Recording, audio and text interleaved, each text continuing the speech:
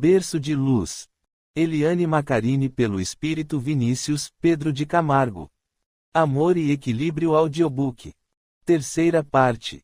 Enfim, é um órgão importante para a defesa de todos os sistemas, pois, além de produzir anticorpos, ainda remove bactérias indesejáveis. Consequentemente, quando o baço adoece, a nossa capacidade de reagir a infecções torna-se bastante reduzida. Se fizermos uma esplenectomia, a retirada do órgão, para minimizar o problema será necessária uma ação terapêutica com a aplicação de algumas vacinas, como contra pneumococos, mas também é aconselhável a profilaxia com antibióticos. Com o tempo, o organismo se adapta e alguns órgãos assumem essa função, como o fígado. No caso de sua irmã, isso se agrava por ela estar grávida, pois algumas vacinas e medicamentos profiláticos não poderão ser usados. E o nenê, como fica? Rogério questionou o médico. É um caso delicado, mas faremos o possível para preservar a vida do feto, porém, se precisarmos fazer uma escolha, não teremos dúvida em salvar a mãezinha. Ela é jovem e terá muitas oportunidades pela frente, avisou o médico de maneira bastante consciente e firme. Quanto à autorização para a cirurgia, o senhor sabe de toda a história, doutor. Mais ou menos, apenas que o ocorrido foi devido à violência familiar. Foi por conta de meu pai que estava alcoolizado. Minha mãe está em estado de choque. Será que eu posso assinar essa autorização? Solicitou Rogério. Você não é o tutor legal dela, e ela é menor de idade. Vou precisar fazer uma ocorrência e assumir a responsabilidade sobre o risco iminente, assim poderei mandá-la para a cirurgia, respondeu Marcel. Obrigado, doutor. Vamos esperar. Há uma sala de espera para familiares próximo ao centro cirúrgico. Vocês podem ir para lá. Eles se dirigiram para a sala de espera e ficaram confortavelmente instalados. Carol questionou sobre o que o médico dissera a respeito de salvar a mãe em detrimento do feto.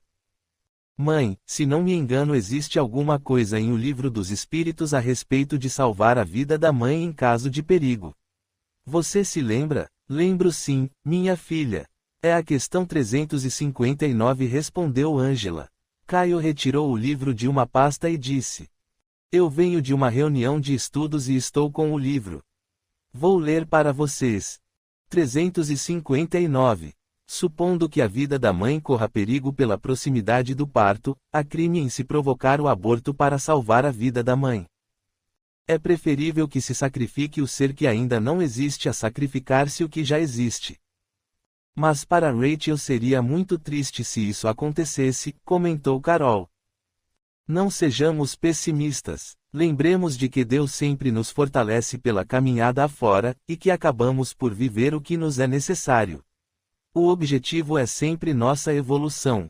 Ademais, Rachel é jovem e bastante saudável.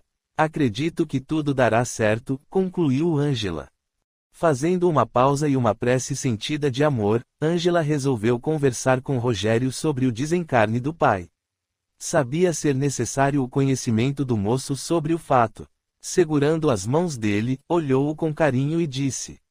Preciso dar a você mais uma notícia bastante triste. Estou aqui adiando um momento, mas sei que é necessário que você saiba. Por favor, dona Ângela, o que mais aconteceu? Foi com minha mãe? Não, meu amigo, é seu pai. Após a sua saída com Rachel, ele passou mal, teve um infarto fulminante e desencarnou. Rogério levantou-se da poltrona onde estava sentado, passando as mãos pelos cabelos. Olhou os amigos e perguntou aflito. Meu pai se foi, a Rachel está numa mesa de cirurgia. E agora, o que faço? Só podemos orar e esperar pelo resultado da cirurgia. Depois, Rachel deverá ficar algumas horas na sala de recuperação. Sugiro que Caio o acompanhe até a sua casa, sua mãe precisa de você. Se tiver de tomar mais alguma providência, meu filho é jovem, mas bastante expediente para tomar decisões, respondeu Ângela. Por favor, assim que souber notícias de minha irmã, a senhora me avisa. Pediu o rapaz. Aviso sim, vá cuidar de sua mãe agora. Ela deve estar precisando de seu carinho. Carol foi em direção a Rogério, que estendeu os braços e a estreitou contra o peito amorosamente. A menina passou as mãos pelo rosto banhado de lágrimas do rapaz e disse: Estarei com você em todos esses momentos. Não sei se isso o conforta, mas sinto que preciso dizer do carinho que sinto por você. Rogério, emocionado, acariciou o rosto da menina e falou com a voz embargada: Você é tão jovem, mas tão adulta. Esse carinho está sendo muito importante para mim. Sei que sempre estaremos juntos, sempre soube, desde o momento em que a vi ao lado de minha irmã, mas você é muito jovem. Não tem importância, se precisar esperar, eu espero. Rogério a beijou na testa e disse: Obrigado, você me confortou muito. Os dois rapazes saíram da sala e Carol ficou olhando a porta se fechar. O pranto sentido aliviou a tensão que seu jovem coração vivia. Ângela levantou-se da poltrona, de onde presenciara a emocionante cena, e abraçou a filha com muito amor e carinho. Calma, minha criança, calma. O amor é a coisa mais sublime do mundo, é o sentimento por excelência, e sobrevive nos corações fiéis dando os frutos mais extraordinários. Apenas se acalme, ele é um bom rapaz e presinto um futuro feliz vindo por aí. Carol ergueu o rosto ainda infantil e disse entre lágrimas: Não sei como, minha mãe, mas sinto que o amo desde que abri meus olhos para essa vida. Capítulo 11. Sensação de paz. 368. Após a sua união com o corpo, o espírito exerce com toda a liberdade as suas faculdades. O exercício das faculdades do espírito está na dependência dos órgãos que lhes servem de instrumento. A matéria frequentemente as enfraquece. 368a. Pelo que dizeis, o envoltório material é um obstáculo à livre manifestação das faculdades do espírito, da mesma forma que um vidro opaco impede a livre irradiação da luz. Sim, um vidro muito opaco. Pode-se ainda comparar a ação da matéria grosseira do corpo sobre o espírito à de uma água lodosa, que tira a liberdade de movimentos do corpo nela mergulhado.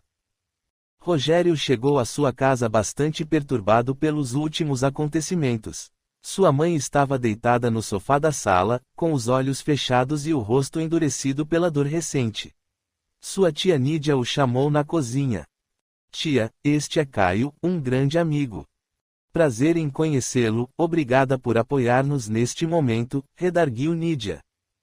Caio agradeceu de maneira discreta, e Nídia perguntou: E Rachel, como está? A senhora não sabe ainda, mas minha irmã está grávida, informou Rogério. Nossa Senhora das Graças, foi por isso que o César fez o que fez? Perguntou assustada. Não sei, tia, ele ainda não sabia, mas acho que desconfiou, respondeu Rogério. Você é o pai da criança? Perguntou atônita.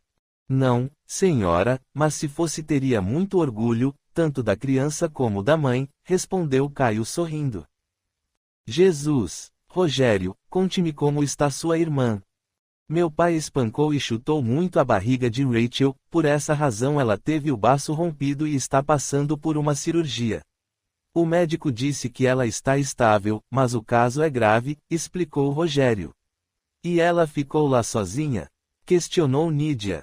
Não, tia. Eu só vim para casa porque Dona Ângela e Carol estão lá e prometeram me informar sobre qualquer coisa que aconteça. Depois, Rogério questionou a tia sobre o desencarne do pai. Nós chegamos aqui e Inês estava nos esperando lá fora. Assim que entramos, Roberto correu para o quarto e encontrou seu pai morto. Segundo o paramédico, foi um infarto fulminante, provavelmente por causa do descontrole emocional e do alto grau de álcool no sangue. Na hora eles mediram e parece que era totalmente fora do normal, explicou Nídia. E minha mãe, como reagiu? No começo ficou desesperada, depois foi se acalmando. O Dr. Márcio, nosso vizinho, veio até aqui e deu um calmante para ela. Após o corpo ter sido levado para o IML, ela deitou no sofá e está dormindo até agora. Sabe, tia, eu estou triste com o desencarne de meu pai, mas não é um sentimento intenso, acho que até sinto um pouco de alívio. E isso está me fazendo mal. Nídia abraçou o sobrinho e disse compreensiva: Rogério, ele era meu irmão, e eu sinto o mesmo. Infelizmente, César foi um homem de muitos vícios e trouxe muito sofrimento para todos nós. Meus pais acabaram doentes de tanta tristeza. Ele começou a beber muito cedo e era violento. Acabou agredindo até mesmo minha mãe. Se somarmos todas as situações difíceis que vivemos com ele, esse sentimento é até mesmo saudável. Caio observava a cena com compaixão e pensou: como sou grato pelo pai que tive, apesar de ele estar no mundo dos espíritos há um bom tempo, ainda é nosso exemplo de vida.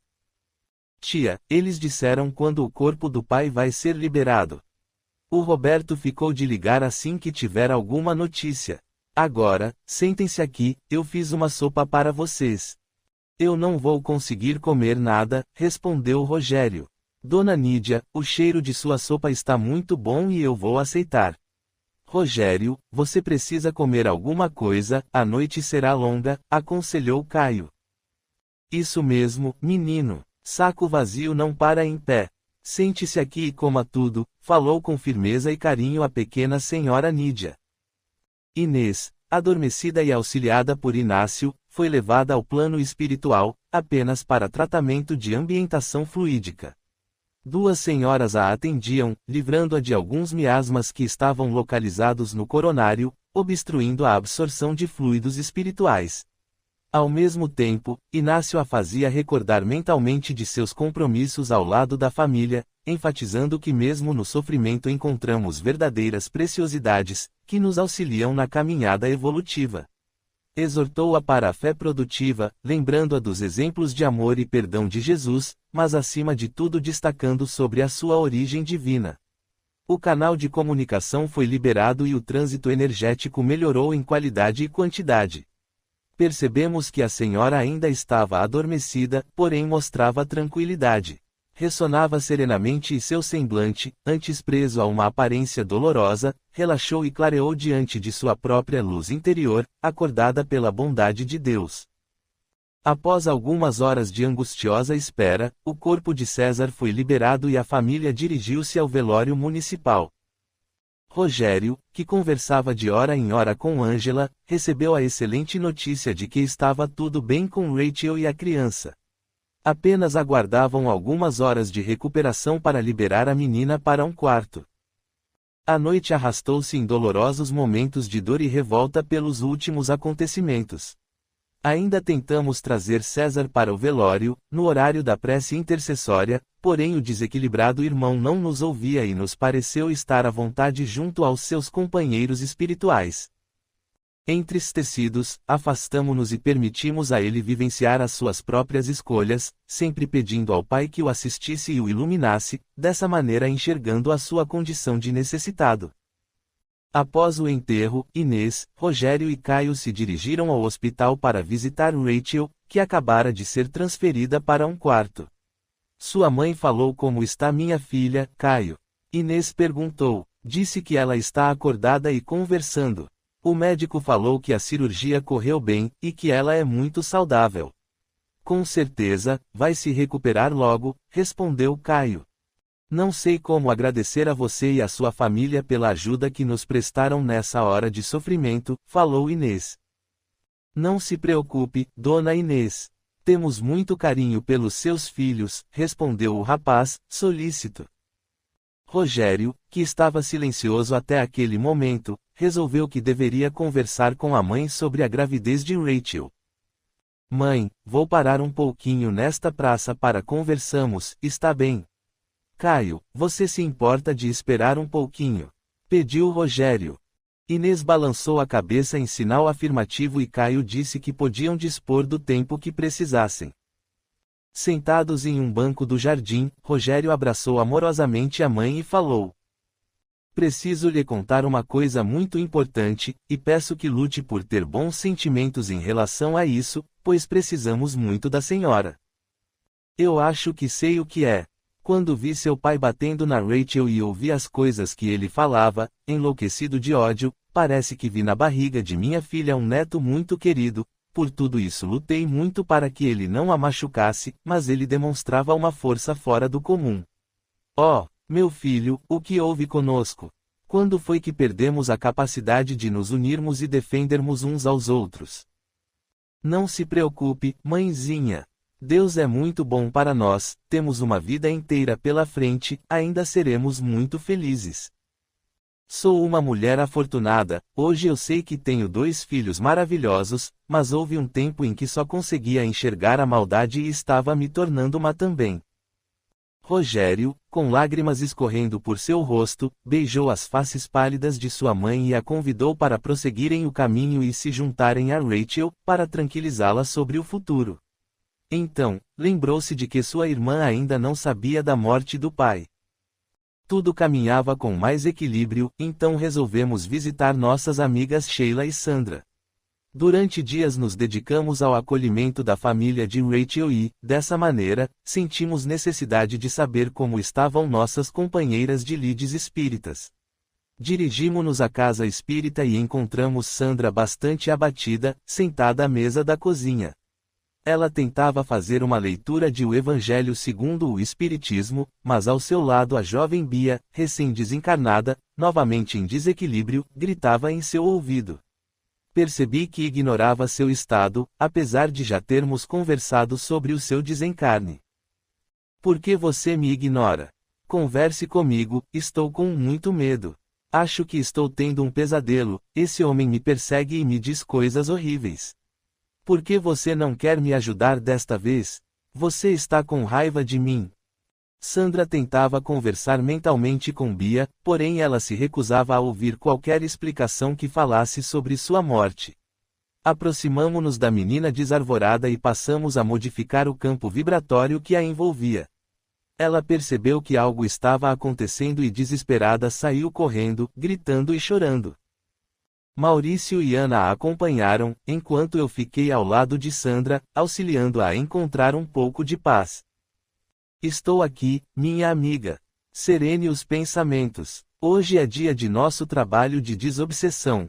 Vamos auxiliar a menina a encontrar um pouco de paz. Está bem, mas você precisa se fortalecer. Está muito abatida. Eu sei, mas faz dias que ela está assim, e, por mais que eu tente ajudá-la, ela não me ouve. Cobra insistentemente o auxílio, mas não aceita o resultado de seus atos, que causou seu desencarne. Além do mais, não estou bem de saúde. Sabemos disso, mas tenha fé que hoje conseguiremos penetrar essa crosta de amargura que Bia criou à sua volta, e, finalmente, aceitará o auxílio que lhe é necessário. E você, por que também não aceitou o auxílio de nossos amigos? Estou percebendo certa irritação de sua parte. Ah, Vinícius, estou me sentindo meio esquisita, às vezes não acredito em minha capacidade de trabalho e acabo permitindo determinadas situações que só trazem sofrimento e desconforto. Dessa maneira não consigo ajudar e ser ajudada. Sabemos que está vivendo alguns conflitos, mas como você pretende resolver esse assunto? De forma equilibrada ou não? Acredito que já vivenciou muitas situações que a fortaleceram em sua fé e em sua crença no trabalho que faz. Então, o que realmente a incomoda? Você tem razão, estou fragilizada por uma única razão, e preciso encontrar meu equilíbrio dentro dessa história. Então faça isso antes que a dor seja o motivo do retorno. Já conversamos bastante sobre o caminho do aprendizado, ele é necessário e acontecerá de uma maneira ou de outra, mas o sofrimento é uma opção pessoal. Você tem razão, mais uma vez obrigada. Agora, vamos ao que realmente é urgente neste momento. E nosso amigo Rubens? Ele não demonstra melhora alguma e cada dia surge um diagnóstico diferente. Hoje mesmo ele passou mal novamente e a Thalita o está levando para o hospital. Ainda assim devemos ser pacientes, pois, embora estejam vivendo momentos de bastante insegurança, já possuem entendimento sobre a capacidade de cada um, sobre a fé latente que ganha forma e o sustenta nesta caminhada. Tudo o que você fala eu sei, teoricamente, mas estou bastante assustada com essa doença. Eu amo demais esses meninos e vê-los sofrer está muito difícil. Já conversamos sobre isso. Você precisa exercitar o que sua avó sempre falou, seja apoio aos que ama, mas não queira solucionar os seus problemas, acredite na bondade do Pai, pois Ele não nos desampara nunca. Cada um de nós vai viver o que é necessário. Sabemos de seu amor pelo casal e pelo pequeno Gustavo, mas seja uma pessoa presente, cheia de otimismo e serenidade. Porque eu não consigo ver o que acontece com ele. Quando alguém está doente, sempre vejo uma área mais densa e escura ou sinto algum desconforto, mas com ele parece que nem ao menos sou médium. Isso está me deixando insegura. As pessoas confiam em mim e eu não consigo dizer nada. Continue unindo todos em benefício do amigo com orações e boas vibrações. E acredite que as informações nos surgem quando são proveitosas. Não acho que algo de ruim vá acontecer a ele. Consigo ver os pontos vitais íntegros, e quando alguém está para partir percebo que eles perdem a coloração.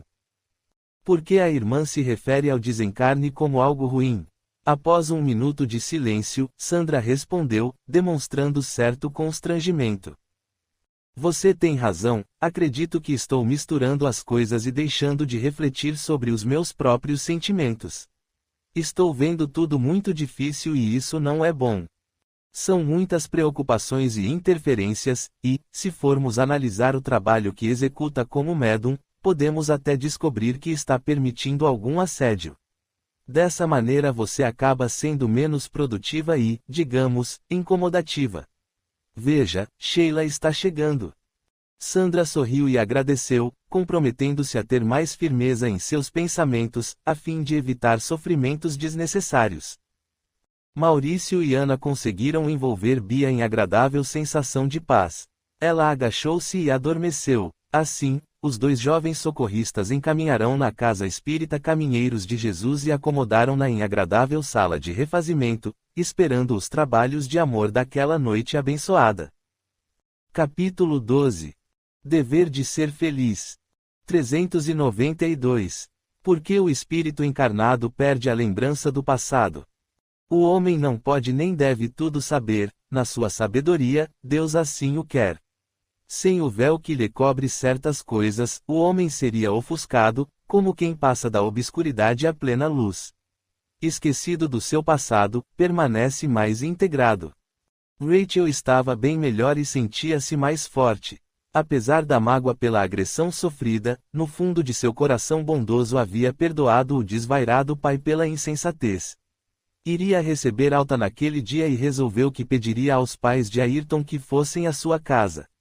Iria colocá-los a par de sua gravidez, estava bastante insegura em relação à reação deles, mas Rogério havia feito com que refletisse sobre o direito que eles tinham de saber que seriam avós. Ao anoitecer, Rachel pegou o telefone e ligou para a casa de Ayrton. Esperou um tempo e ninguém atendeu ao chamado. Preocupada, pediu ao irmão que fosse até lá para descobrir se algo havia acontecido. Logo Rogério estava de volta com a notícia de que Ayrton havia passado mal no dia anterior e fora internado às pressas. O estado de saúde do rapaz era muito grave, corria risco de morte. Rachel chorou sentida, afinal, o menino era o pai de seu filho. Rogério a abraçou e disse emocionado: Não se preocupe, meu bem, você sabe que estaremos ao seu lado. E Ayrton sabe que você será uma excelente mãe para essa criança. Afinal, não acreditamos na morte como a maioria, não é mesmo? Mas ele é tão jovem, Rogério. Ainda não entendo por que uns vivem tantos anos e outros tão pouco, e ainda nascem com problemas tão graves. No caso de Ayrton podemos fazer algumas deduções. Ele nasceu com esse problema, uma deficiência em um órgão tão importante como o coração, porque essa fragilidade já devia existir no perispírito. Para curar uma marca tão grave, nada mais produtivo do que o choque anímico de uma encarnação, muitas vezes breve, mas que é o melhor remédio. Então ele sabia que iria morrer cedo. Nosso planejamento encarnatório, nessa fase evolutiva em que vivemos, já conta com a nossa aceitação. Então será por essa razão que engravidei tão jovem. Rogério sorriu com compreensão e disse: Não, senhora, isso foi arte sua, não acredito que existam planejamentos encarnatórios com gestação para mulheres tão jovens. Isso seria irresponsabilidade, e os espíritos que nos auxiliam não são irresponsáveis. Então a irresponsabilidade é minha mesmo. Agora que já aconteceu, devemos nos tornar responsáveis com essa criança que está chegando. E eu já a amo muito, serei um tiozão coruja e ciumento. Quero que você e Carol sejam os padrinhos, e Caio também já se comprometeu. Sua amiga não é muito jovem para assumir um compromisso como esse. E nós, espíritas, não temos esse ritual. E você chamou Caio também? Quantos padrinhos essa maravilha terá? Não precisamos de ritual algum, mas quero que vocês se comprometam com meu filho ou filha, para o caso de algum dia eu não estar mais aqui para cuidar dele. Quero que sejam vocês os responsáveis. Afinal, tenho certeza de que você e Carol vão ficar juntos e o Caio é muito especial. Eu já tenho 20 anos e sua amiga só tem 13, você não vê algo errado? Espere um pouco, você é apaixonada pelo Caio. Vejo algo errado aí, o preconceito falando mais alto que o amor. Eu sei que você gosta dela e ela de você. E eu gosto muito do Caio, mas, neste caso, eu que sou jovem demais. Quem sabe um dia. Agora tudo está muito confuso. Rogério abraçou a irmã e disse brincando. Com essa sua fala, fiquei envergonhado de verdade. Eu gosto dela sim. E ela não tem a minha idade, ela tem quase 15 anos. 15 anos? Como assim?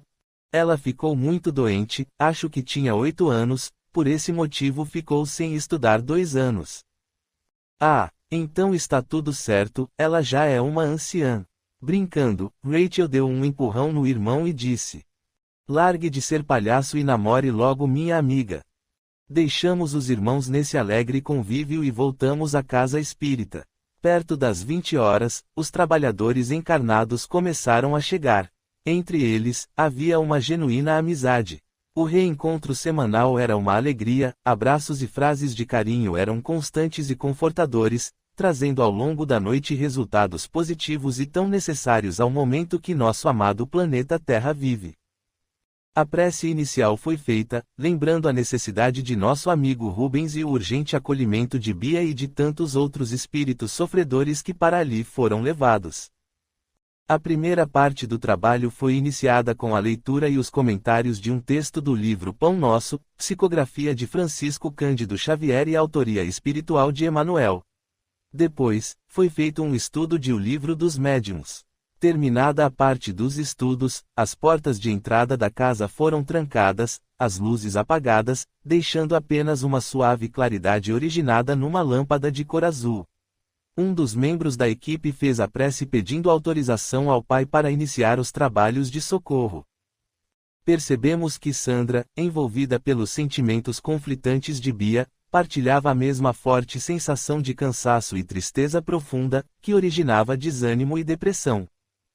Desde o desencarne de Bia, Sandra sentia o desespero da jovem, sempre gritando e implorando por ajuda, mas, por mais que se esforçasse, para que ela a ouvisse e entendesse que devia aceitar auxílio e começar uma nova etapa da vida, ela não conseguia entender a sua intenção. Isso estava deixando Sandra bastante ansiosa e triste. Elevamos o pensamento a Deus e imploramos para que Bia fosse esclarecida sobre o seu atual momento de vida. Sandra, emocionada, pediu que não fosse o instrumento de intermediação para essa comunicação, tentava explicar sobre a incapacidade emocional de lidar com os sentimentos que invadiam sua alma. Vimos e sentimos o esforço da equipe espiritual que nos assistia, coordenada pelo amigo Inek. Bia estava amparada e foi posicionada ao lado de outros médiuns de psicofonia, mas rejeitou a ação e voltou desesperada aos pés de Sandra. Aproximei-me amoroso e paciente e a questionei. Minha amiga, o que devemos fazer? Sandra sentiu a urgência e a importância daquele momento e pediu apenas 1 minuto para se preparar. Colocou-se, então, à disposição do trabalho, da maneira que fosse necessário. No mesmo instante, nós a auxiliamos a manter o controle emocional e coordenar a comunicação. Bendito momento de oportunidade, o que vimos e sentimos vai nos acompanhar pelo resto da vida, como a prova do amor e da bondade de Deus, de nossos amigos encarnados e desencarnados. Vimos a união amorosa de nossa equipe encarnada, a disposição séria em ajudar e amparar aquela companheira. Sentimos-nos seguros e abraçados por 1000 protetores do Senhor. A equipe espiritual se movimentava incessantemente, modificando fluidicamente o campo vibratório de Bia. A doação de ectoplasma dos amigos encarnados, somada à energia espiritual ofertada por amigos desencarnados, foi linda de se ver. Uma intensa massa energética invadiu o campo fluídico da jovem em sofrimento, proporcionando-lhe um momento de paz, no qual ela conseguiu ouvir a fala mansa de um espírito, o carinhoso abraço de outro, a paciência de mais um em falar baixinho em seu ouvido frases que descreviam todo o amor que ela recebia, a fala firme e lúcida de uma doutrinadora que a ajudou a enxergar além de sua própria dor. Vimos a atenção sublime de nossos amigos, quietos e firmes, de mãos dadas com a oportunidade de mais um momento de carinhoso auxílio. Finalmente, ela cedeu ao amoroso consolo, ainda sem entender exatamente o que estava acontecendo em sua vida, mas, amparada e mais serena, ela se foi. Choramos, invadidos por tão intensa emoção, e agradecemos muito a Deus por estarmos junto a amigos tão especiais. Quando acreditamos que já havíamos visto a mais linda cena de nossa vida, admirados, percebemos a amorosa equipe médica do plano espiritual trazendo nosso querido amigo Rubens, desdobrado pelo sono reparador. A percepção de todos nós se ampliou de tal maneira que sabíamos o que estava acontecendo, intensa doação de energia anímica aconteceu. Olhava à minha volta e não conseguia conter a emoção pelo que vivenciava. Vimos nossos amigos como instrumento de transformação e miscigenação daquela maravilha. Quando toda aquela maravilhosa energia atingiu um ponto máximo, um brilho intenso aconteceu e a luminescência serena e veloz envolveu a todos. Uma grande quantidade desse fluido invadiu o corpo de nosso amigo e ele estremeceu. Percebi, encantado, que aqueles pontos mais escuros no seu perispírito clareavam, propiciando a ele mais um tempo entre nós. Esse tempo era um presente do Pai para que todos se adaptassem à nova realidade. E eles se foram, levando consigo a esperança, o amor e a bondade, e deixando para cada um de nós amável sentimento de plenitude e felicidade. Para mim ficou a certeza do que vivi nesses momentos abençoados e a certeza da bondade de Deus, que nos possibilita uma ação direta e eficiente para que possamos realmente acreditar em nossa origem divina. Por que estou contando com tantos detalhes este caso? Porque ele me transformou, participar desse trabalho de amor despertou em minha mente a certeza de dias melhores e de que nunca estamos sós. Agora sinto mais confiança nas surpresas que a vida nos prepara, estou mais sereno e consigo olhar à minha volta e entender finalmente que cada um atua nessa beleza de vida do jeito que consegue, então tudo está muito certo. Acredito que consigo até perceber certo ar de felicidade no mundo, afinal, com certeza, ele tem jeito sim, eu vi isso acontecer.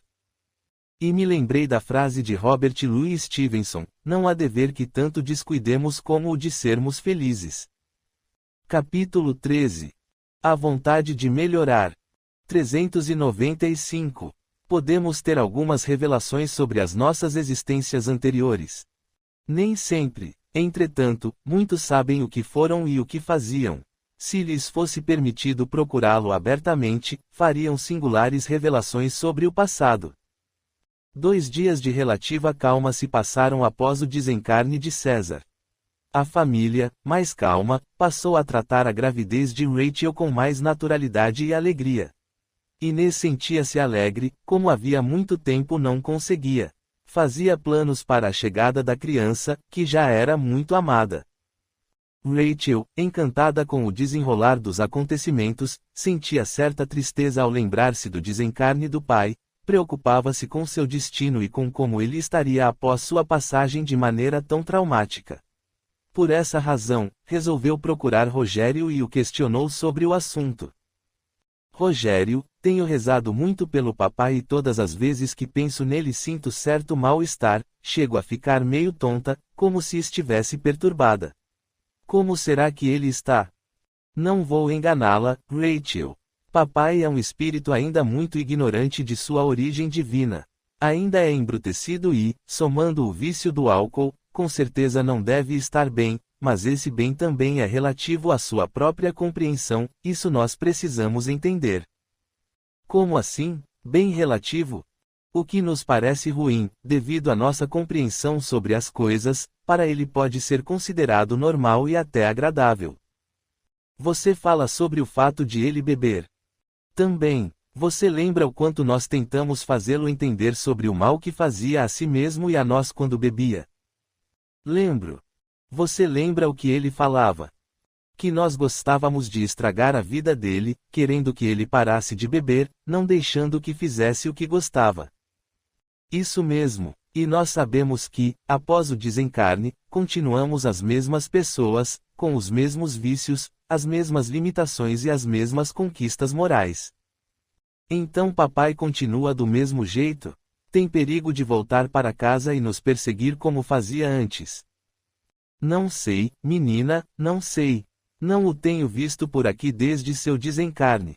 Hoje vou ao centro espírita pedir ajuda para ele, mas devemos saber que somente a vontade de melhorar de cada um é que faz diferença nessas horas.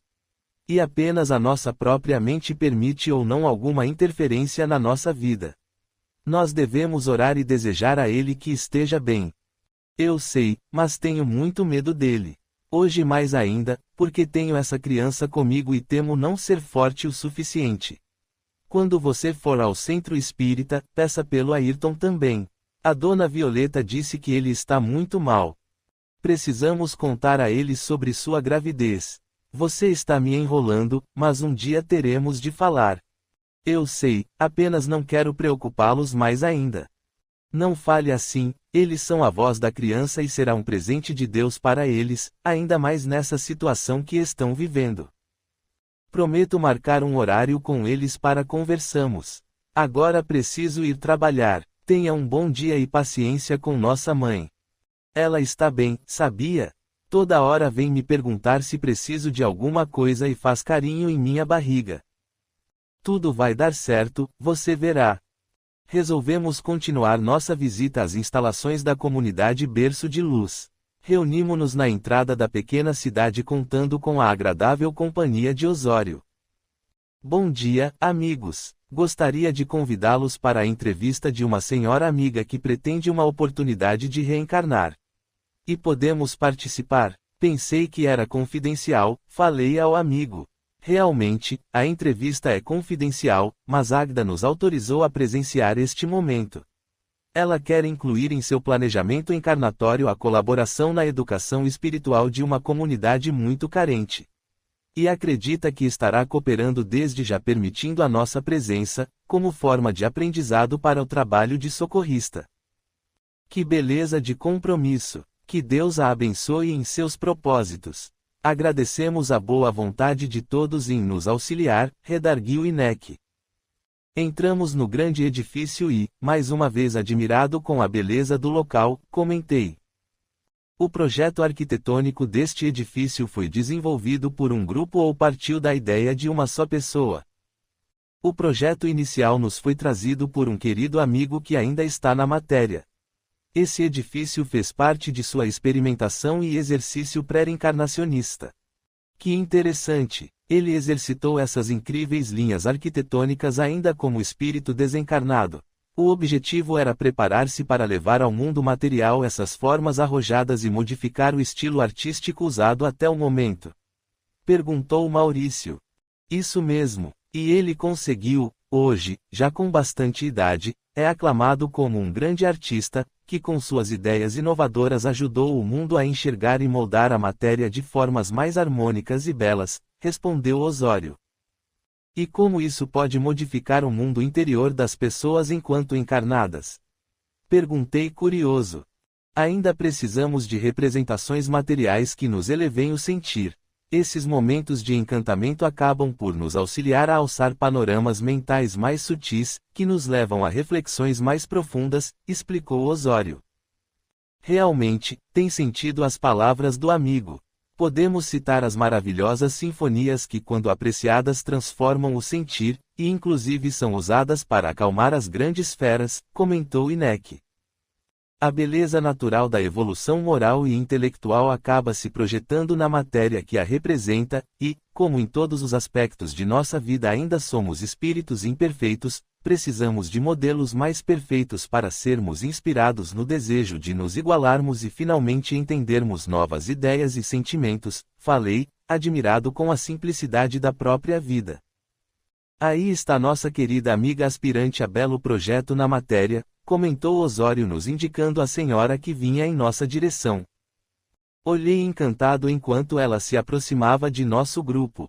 Feliz, reconheci a antiga companheira de labores espiritistas. Sorri, observando sua figura delicada, de porte ereto e respeitoso. O alvo cabelo estava preso atrás da cabeça por um coque discreto e enfeitado por uma fivela, que brilhava sob os raios de sol. A roupa simples, de corte reto e cor azul claro, era extremamente elegante. Trazia o andar firme, o olhar meigo e um meio sorriso nos lábios, como a nos dizer sobre as belezas da vida, que ela conseguia enxergar. Com os olhos umedecidos por lágrimas de contentamento, estendi os braços e a acolhi em amoroso abraço de saudades. Querida amiga, quanta saudade senti na sua ausência. Somente agora percebi. E nosso amigo, o esposo amoroso de sua última encarnação. Ah, as belezas de nossas oportunidades sempre me encantaram a vida. Que alegria encontrá-lo aqui em nossa pequena cidade de luz. Quanto ao nosso amigo, continua sua caminhada cristã em busca de respostas para vivências menos dolorosas.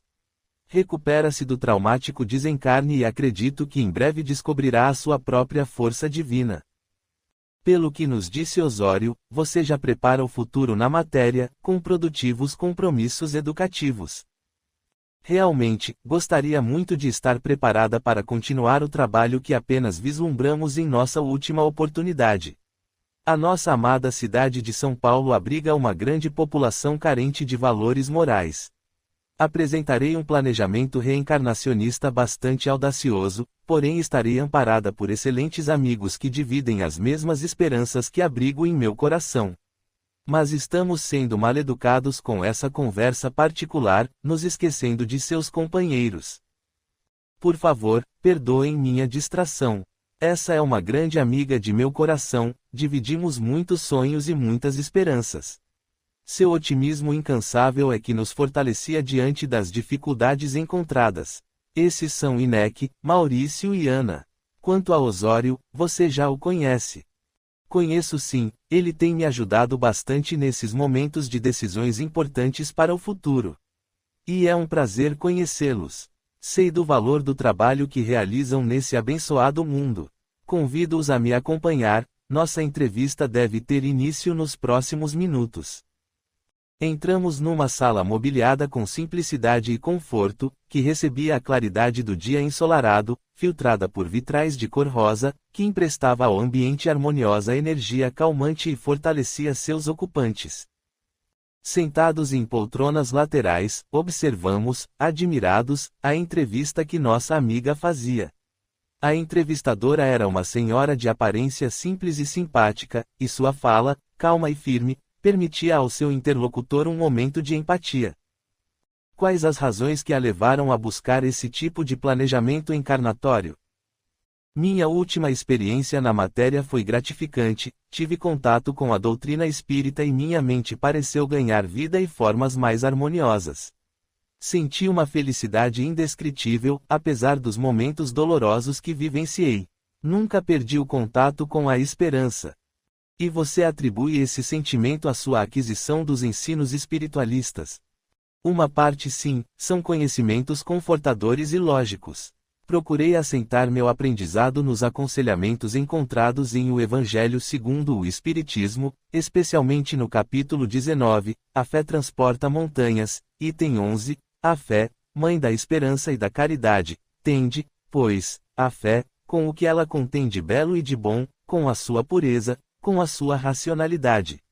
Não admitais a fé sem comprovação, cega filha da cegueira. Amai a Deus, mas sabendo por que o amais. Crede em suas promessas, mas sabei por que credes. Segui os nossos conselhos, mas certificai-vos da finalidade de tudo que demonstramos e dos meios que apontamos para atingi-la. Crede, e esperai sem nunca vos enfraquecer. Os milagres são obra da fé. A doce senhora fez uma pausa e continuou. A outra e mais importante parte desse meu aprendizado foi a disposição de empreender o exercício de autoconhecimento, o que me proporcionou momentos de muita alegria, mas também outros de grande tristeza, pois acabei descobrindo o quão ignorante do bem maior ainda era. Porém, a fé raciocinada, tão aclamada por espíritos mais felizes, encontrou lugar perene em minha mente. Eu queria encontrar as causas de minhas dores, as verdadeiras, aquelas que, erradicadas com esforço contínuo e sincero, me tornariam um espírito melhor. E em relação aos seus familiares e amigos mais próximos, como foram conduzidas as diferenças inevitáveis nesse processo de reeducação? Confesso que em determinadas ocasiões senti-me muito sozinha. Não conseguia desenvolver uma conversa saudável por muito tempo, a maneira de ver os problemas e os momentos de felicidade estavam muito distantes um do outro. Até o momento em que entendi outro aconselhamento de nosso Mestre Jesus sobre o respeito ao próximo em forma de amor absoluto, aceitando as diferenças e entendendo que cada um transita no panorama mental que está preparado para entender. Compreendi que a evolução moral nos deve fazer melhores e não senhores da verdade e ranzinzas de plantão. Aprendi a calar e a sorrir diante de posicionamentos ingênuos ou ignorantes, um sorriso de carinho e verdadeiro entendimento para com o irmão à minha frente. O que a faz crer estar preparada para o planejamento a que aspira. Você tem consciência de que deverá renunciar aos prazeres mundanos, de que deverá abraçar a humanidade como sua família e de que não será possuidora de nada, apenas de seus conhecimentos. Acredito que posso vivenciar essa encarnação com a qual sonho, pois os bens materiais já não me atraem. Preciso apenas daquilo que é necessário para a manutenção da matéria necessária ao trabalho a ser realizado. Afinal, nossa verdadeira família é a humanidade. Entendendo esse bem maior, sinto-me mais próxima do Pai. Você pede a orfandade por quê? Sei que a família é uma conquista da evolução humanitária, porém o entendimento de nossa origem divina nos leva a sonhar com a união e a paz entre todos os seres, encarnados e desencarnados, independente de laços sanguíneos.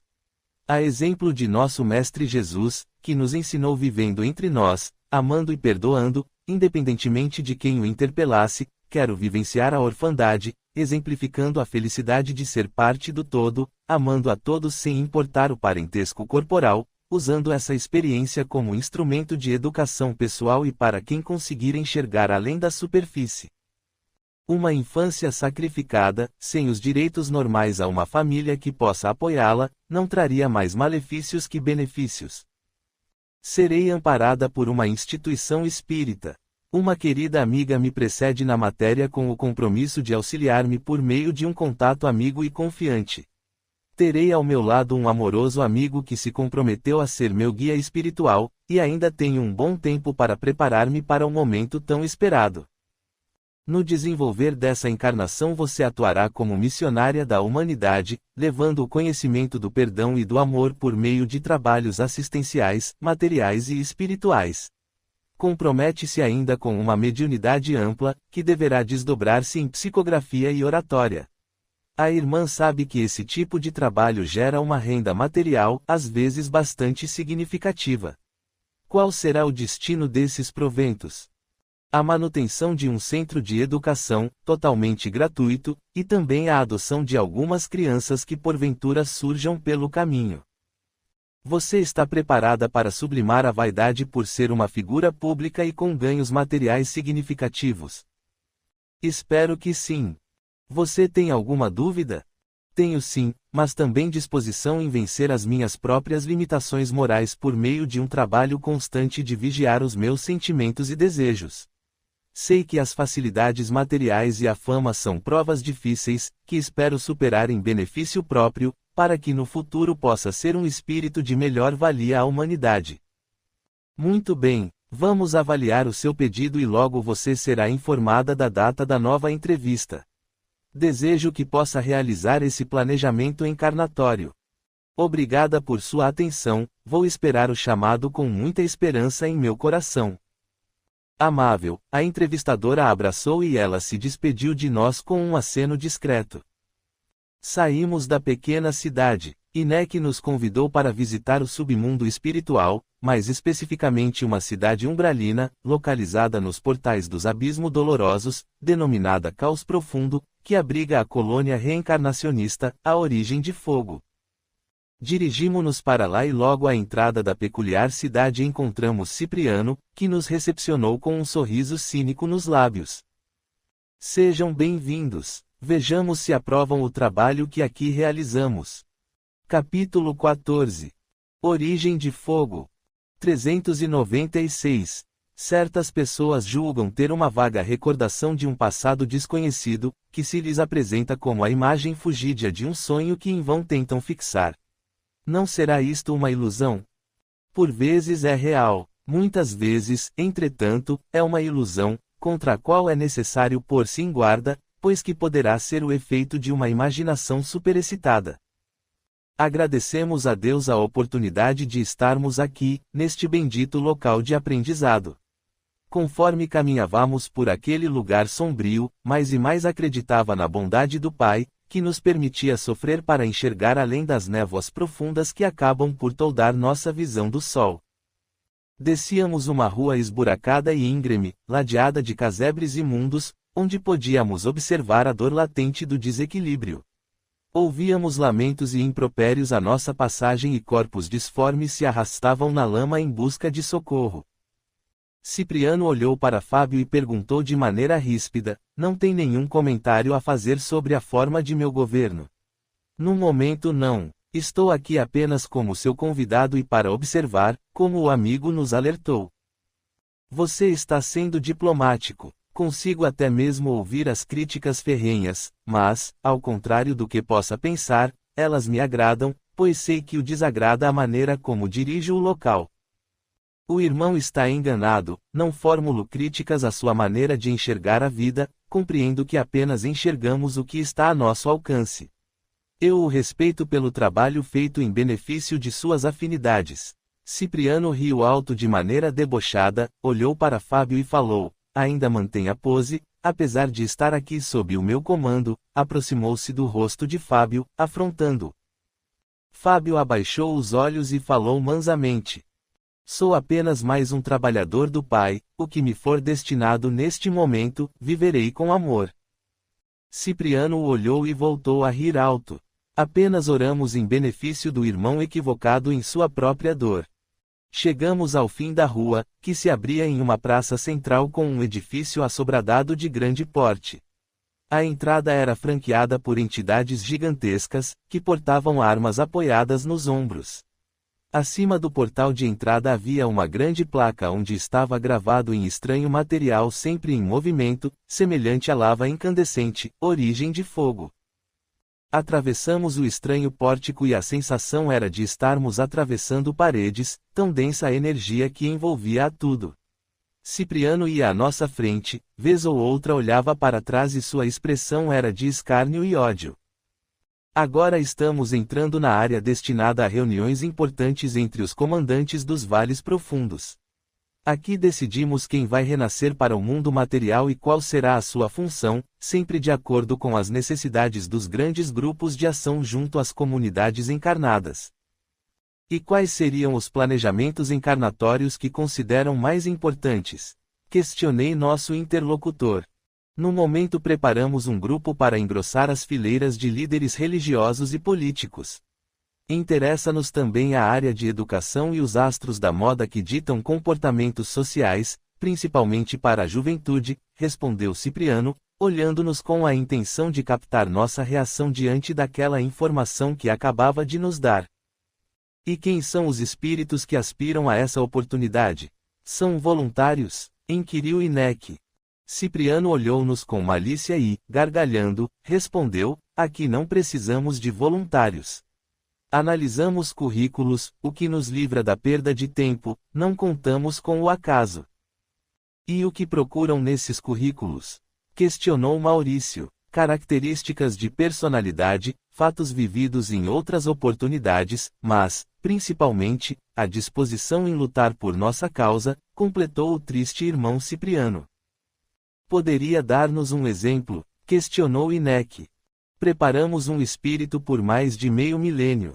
Sua função seria fundar uma ordem religiosa, bastante atraente para os que ainda necessitam de respostas prontas às suas dúvidas sem raízes, aqueles que estão sempre em busca de milagres. Ele reencarnou algumas vezes sempre em treinamento. Voltava ao nosso plano e para a nossa cidade até estar preparado para os propósitos definidos pela casta de alta ordem. Nos dias atuais, ele congrega milhões de seguidores cegos, já arrecadou fortunas livres de impostos, tornou-se um cidadão famoso e agora prepara outros que passaram por nossas escolas e que estão sendo destinados à vida pública, fortalecendo assim nossa causa, defendeu Cipriano. Então, o objetivo principal é atrasar o processo de evolução da humanidade? Perguntei. Atrasar, não, e sim invalidar. O planeta pertence a nós e não permitiremos exílio àqueles que defendem nossa causa. Vocês são hipócritas, falam sobre liberdade de pensamento e tentam nos impingir uma sociedade futura que rejeitamos, respondeu a criatura com rebeldia. Esse é o processo evolutivo natural em todos os mundos, o irmão não conseguirá impedi-lo por meio de uma crença pessoal. Ele acontecerá com naturalidade, pois cada um dos habitantes do planeta acabará exigindo mais liberdade, porque perceberá que continuar ignorante de sua própria origem apenas vai mantê-lo como sofredor. Isso nós veremos, disse Cipriano. Após a análise dos currículos, como acontece a preparação? Perguntei. Quando há mais de um candidato, todos são preparados, e o que se sair melhor é escolhido. Quanto aos outros, serão enviados como seguidores e aprendizes, para em determinado momento se tornarem dissidentes dessa ordem e formarem um novo núcleo de ação, de forma a expandir ainda mais a nossa influência sobre a humanidade, falou Cipriano. E se o escolhido se recusar a terminar o que foi determinado? Perguntou Inek. Vocês ainda não entenderam que aqui não existe escolha, após a determinação feita, o processo será completado à revelia da confirmação ou não. Se ele se rebelar, acabará implorando para ser aceito novamente, pode ter certeza, concluiu Cipriano. Você fala de tortura? Perguntei com tristeza. Pode chamar como quiser. Nós apenas procedemos a uma reeducação do espírito para que ele se lembre de seu compromisso com a nossa comunidade, falou Cipriano com naturalidade. E a família do reencarnante saberá de sua origem relativa? Perguntou Maurício. Por que relativa? Você acredita que o seu povo tem algo a ver com nosso trabalho? Questionou Cipriano demonstrando certo descontrole. Percebo que o irmão já conhece a respeito desse aspecto, afirmei com suavidade. Vocês são muito prepotentes, até aqui entre nós, vendo com os próprios olhos o nosso trabalho, ainda assim querem o mérito para vocês. A visita terminou, eu os convido a se retirarem de nossa cidade, finalizou o irmão. Agradecemos a ele a bondade de nos permitir essa excursão e voltamos à Casa Espírita Caminheiros de Jesus. Fábio, o que está acontecendo? Você está muito quieto e noto certa tristeza em seu olhar, perguntei ao amigo, que até mesmo durante nossa caminhada pela cidade do caos profundo mantivera calado.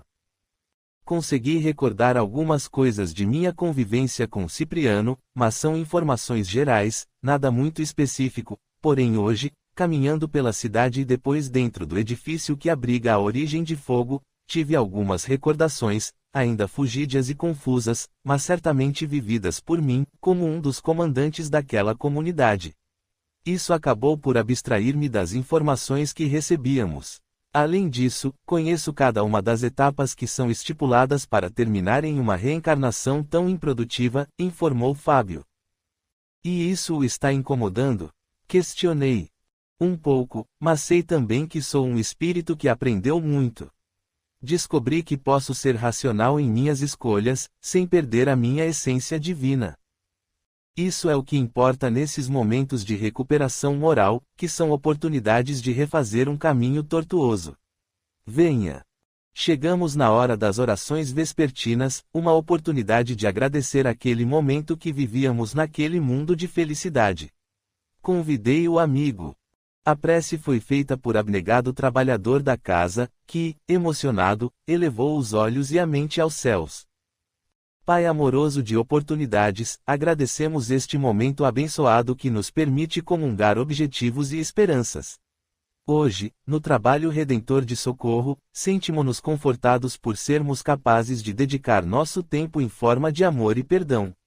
E vos imploramos o auxílio benéfico da educação, que nos fará mais aptos a entender o mundo em que laboramos, a permitir ao irmão na retaguarda a mesma oportunidade com a qual estamos sendo abençoados. Agradecemos a vida eterna que nos permite entender a extensão do nosso compromisso amoroso, nas diversas formas de viver e aprender. Agradecemos, oferecendo à humanidade ainda tão carente de amor e paz, a oração em excelência de amor, Pai Nosso. Capítulo 15. O que temos para viver? 397. Nas existências corpóreas de uma natureza mais elevada que a nossa, será mais precisa a lembrança de existências anteriores.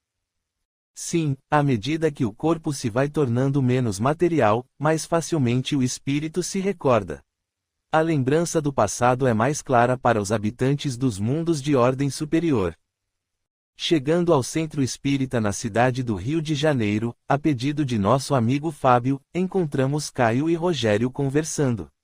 Como está Rachel? Bem melhor, ela está se recuperando da cirurgia rapidamente. E a criança também está muito bem, existe apenas uma pequena dúvida sobre o sistema cardíaco, mas o médico nos tranquilizou dizendo que se for necessário será feita uma pequena intervenção cirúrgica corretivas, ainda no útero. Ayrton, o pai do bebê também tem problemas cardíacos, não é? Tem sim, e está muito mal. Há 2 dias a visita foi liberada para os membros da família, pois ele pode vir a desencarnar a qualquer momento. E como Rachel recebeu as notícias? Sobre Ayrton, já esperávamos. Ela está triste, mas conformada, além disso parece gostar dele como amigo e não como namorado. Quanto ao problema cardíaco da criança, ela ficou bem fragilizada. Foi devido à internação que o problema foi detectado. Exatamente, ela ainda não tinha iniciado o pré-natal. Isso foi bom. Sempre há algo positivo em tudo o que vivemos, só precisamos ficar atentos. É engraçado, nós trabalhamos por aqui, juntos, há alguns anos e somente agora descobrimos que nossas irmãs são amigas, ou melhor, que podemos estreitar essa amizade para toda a família. Carol vem às terças e sextas-feiras, e nós aos sábados. Acredito que foi isso o que aconteceu. Mas agora ela deve se integrar ao nosso grupo, pois já tem quase 15 anos. Que bom! Rachel falou que ela é mais velha e que está na mesma sala porque esteve doente, é isso. Aos 8 anos ela ficou muito doente e meus pais optaram por dedicar os esforços necessários à sua recuperação, pois nos estudos, com certeza, ela se recuperaria. O que houve com ela? Ela teve lúpus eritematoso sistêmico juvenil. O que é isso? É uma doença autoimune, em resumo, uma inflamação que pode atingir o corpo todo e é crônica. No caso de Carol, atingiu os rins e o pulmão, além da pele, em forma de eritema. E como a doença teve início? Ela começou a ter febre alta por muito tempo, deixou de comer, perdeu muito peso, tinha dificuldade de articulação e apareceram os eritemas. Na época, o pediatra pediu que meus pais a levassem a um reumatologista, daí começou o tratamento clínico. A causa da doença foi descoberta. Não há uma causa específica. É um diagnóstico relativamente novo, mas que tem atingido muitas pessoas.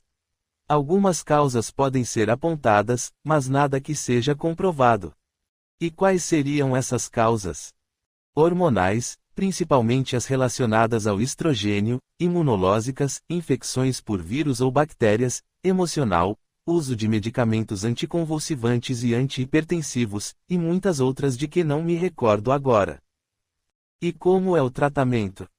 Basicamente à base de corticoides. Mas também são usadas outras substâncias como cloroquina e anti-inflamatórios, ciclofosfamida, azatilprina, etc. Você falou que é uma doença autoimune. Isso também tem sido bastante comum como diagnóstico, não é? Realmente, nunca tinha ouvido falar. Depois que Carol ficou doente, conheci várias pessoas que apresentam esse tipo de enfermidade. Ontem eu estava conversando com um amigo médico e ele contou-me que abordou essas doenças autoimunes em um congresso. Gostaria de ter informações sobre isso sob o ponto de vista espírita. Esse seu amigo médico é espírita? É sim, podemos conversar com ele e pedir que prepare uma palestra sobre o assunto. Posso lhe fazer uma pergunta pessoal? Pode sim. O que é? Você gosta de minha irmã? Rogério enrubesceu e passou as mãos pelo cabelo. Disse com certo constrangimento. Por que todo mundo me faz essa pergunta? Quem lhe perguntou isso? Questionou Caio sorrindo da expressão do amigo. Minha irmã. Ela pediu que eu namorasse logo a Carol porque queria que fôssemos os padrinhos da criança que está esperando. Que danada! Ela disse que eu seria o padrinho. Agora quem vai fazer um comentário particular sou eu. Eu acho que você vai ser o pai de meu sobrinho. Pai, sobrinho. Isso mesmo, ou você acredita que eu não vi o seu sofrimento quando ela foi internada para a cirurgia? Falou Rogério sorrindo da confusão que Caio fez para responder. Está bem, então seremos cunhados em dobro. Cipriano observava os dois conversando e, inconformado, não entendia a razão de não conseguir invadir o campo vibratório de ambos. Aproximai-me e falei com mansuetude. A verdadeira moral nos serve como proteção ao mal, que, embora seja apenas aparente, leva-nos ao sofrimento, principalmente o agente da dor. Acredite, Cipriano, somos criaturas divinas, inclusive você. Ele apenas olhou nos meus olhos e foi embora com os passos pesados e a mente confusa pelas sensações experimentadas. Maurício emocionou-se ao observar aquela cena de amizade, que acabou despertando na mente conturbada de Cipriano algumas interrogações importantes.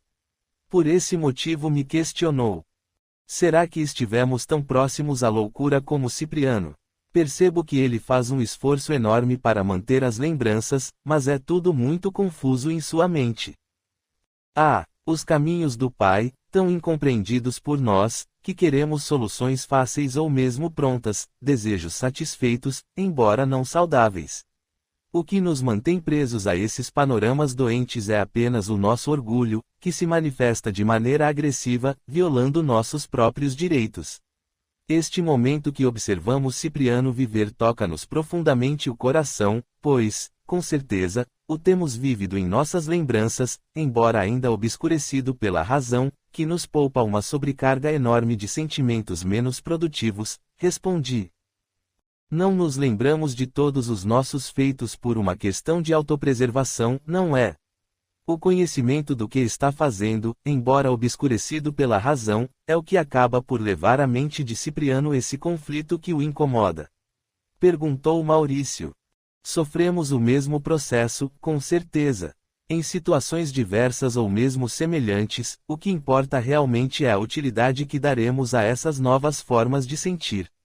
Continuaremos teimosos e orgulhosos resistindo à nossa recuperação em busca da felicidade ou cederemos com carinho a esse novo momento, aproveitando para aprender um pouco mais e modificar o rumo de nossa caminhada, completei meu raciocínio. Quando conversamos sobre esse exercício de viver melhor, parece-me tudo bem mais fácil, completou Maurício. Ah, meu amigo, a teoria é sempre mais fácil do que o exercício, mas não há condições de exercitar sem teorizar antes, comentei animado. Então está tudo certo.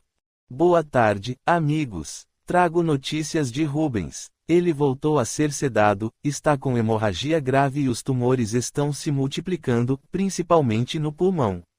O caso se agrava, precisamos auxiliar nossos amigos, falou Inek. E a esposa dele, como está?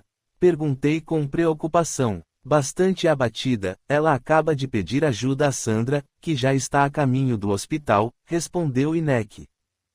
Reunimos nosso grupo de trabalho e nos dirigimos ao hospital onde nosso companheiro de trabalho estava internado. Eu e Inek entramos na unidade de terapia intensiva onde Rubens estava deitado com o corpo material sedado, muito pálido e magro. Observamos o comprometimento grave de vários sistemas orgânicos e olhamos para nosso amigo em desdobramento. Seus olhos eram tristes, mas sua expressão dócil denotava a aceitação do sofrimento momentâneo. Como você está? Perguntei ao amigo demonstrando minha preocupação. Relativamente bem, sinto-me meio confuso com tudo o que está acontecendo. Estou muito preocupado com a Thalita e o Gustavo, falou Rubens. A sua melhora de alguns dias trouxe algumas esperanças de cura, apesar de eles saberem da gravidade do seu caso. Mas esses momentos de calmaria foram necessários, você sabe disso, inclusive solicitou um pouco mais de tempo por aqui, justamente para a adaptação de seus entes queridos a uma nova realidade. Sei disso, mas hoje estou questionando a validade desse pedido. Não teria sido mais fácil para eles a minha partida há uma semana. Ah, meu amigo, os nossos, da vida. Questionamos o ontem vivendo o hoje. Quando as coisas se encaminham de maneira mais equilibrada e serena, acreditamos ter acertado, mas quando os acontecimentos nos saem do controle. Aí vem o mas não contamos com a nossa impotência diante dos sentimentos alheios ao nosso controle. Além do mais, você precisa entender que a situação vivida nesses momentos por si só já traz os seus traumas, refleti com carinho. Mas não esqueça que todos os envolvidos estão preparados para viver esses momentos, o equilíbrio será conseguido à medida que exercitarem a mente nessa aceitação, completou Inek. Inclusive eu mesmo. Apesar de estar ciente de que tudo acontece conforme minha própria escolha, as consequências que vou viver estão me assustando bastante. Percebo que a teoria é bastante diferente da prática, comentou Rubens, começando a chorar emocionado, e prosseguiu, não sabia como seria difícil me afastar da Thalita e de meu filho. Enquanto estava bem tinha receio de não conseguir acompanhar o crescimento do Gustavo, sentia insegurança quanto ao futuro, no fundo, sabia que meu tempo seria curto, mas curti muitos sonhos e fiz muitos planos. Essa é a função da vida, temos alguns sentimentos que nos falam de nosso futuro, afinal, estamos encarnados, mas não afastados de nossa essência. Sublimar essas sensações e continuar com esperança faz parte de nosso treinamento como seres eternos, comentei olhando com carinho as lágrimas que escorriam abundantes pelos olhos de nosso amigo. A teoria eu sei, mas fazer esse exercício está difícil. O que mais me incomoda é a certeza do sofrimento da Thalita. E minha mãe que ainda não tem noção do que realmente está acontecendo. Quando me aproximo de meu pai sinto que sofre muito e não sabe lidar com isso. E meus irmãos, que lidam com suas limitações, como receberão essa notícia tão triste? Cada um tem seu momento de aprendizado. Sua mãe é forte e tem superado muitas coisas que a fizeram sofrer, por essa razão, a seu modo, está evoluindo. Seu pai também aprende, ele tem se modificado muito e a duras penas, à sua maneira, manifesta seus sentimentos. Seus irmãos não fogem à regra da evolução. O que precisamos entender é que não é porque não compreendemos que está errado, falou Inek. Preciso ficar mais calmo e aceitar melhor o futuro, apesar de ele não ser nada parecido com o que gostaria de viver, falou Rubens. A hora da visita está se aproximando. Procure estar bem emocionalmente. Você sabe que sua esposa está em sintonia quase perfeita com você. Sandra virá com ela, informei ao amigo. Sinto que ela está bastante confusa, comentou Rubens. Ela tem vivido muitos problemas nos últimos tempos, está emocionalmente exausta. Gosta muito de você e o tem como filho, apesar de perceber qual será o fim dessa história, está negando o que vê. Procura justificar de outra maneira o que percebe. Neste momento, ela necessita desse comportamento de autodefesa, mas sabe o que acontecerá, expliquei com carinho. Ela precisa saber o quanto já fez por nós. Nos momentos mais difíceis ela nos ajudou, de uma maneira ou de outra, a encontrar soluções, falou Rubens. Ela sabe disso, mas ouso dizer que sofre mais com o sofrimento de vocês do que com qualquer coisa que já vivenciou. Além do mais, ela tem conhecimento de que mais tarde terá de passar tudo para um livro, e isso também a tem incomodado, falou Inek. Não deve ser fácil viver o que ela tem para viver, comentou Rubens. Não é difícil também, afinal, faz parte das experiências que solicitou. Acredite, ninguém assume um compromisso desse sem estar muito bem preparado. As reminiscências acabam acontecendo, mas isso também é uma prova a ser superada. Oremos para que os próximos momentos possam ser proveitosos a todos nós, falei, percebendo a movimentação na entrada da unidade de terapia intensiva.